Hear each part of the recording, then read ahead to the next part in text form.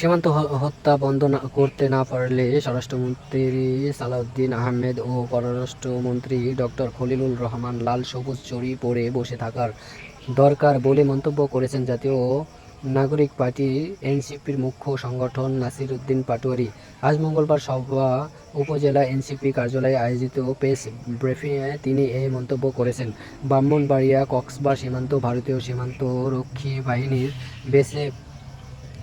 বিএসএফের গুলিতে নিহত দুই বাংলাদেশি পরিবারের সঙ্গে আজ দুপুর সাক্ষাৎ করেন নাসির উদ্দিন পাটোয়ারি সহ এনসিপির নেতারা।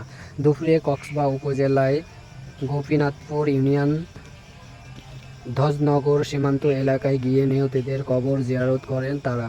পরে নিহত কলেজ ছাত্র মুরসালিন ও নবীন হোসেনের পরিবারের সদস্যের সঙ্গে সাক্ষাৎ করেন, সমবেদনা জানান এবং তাদের খোঁজ খবর নেন।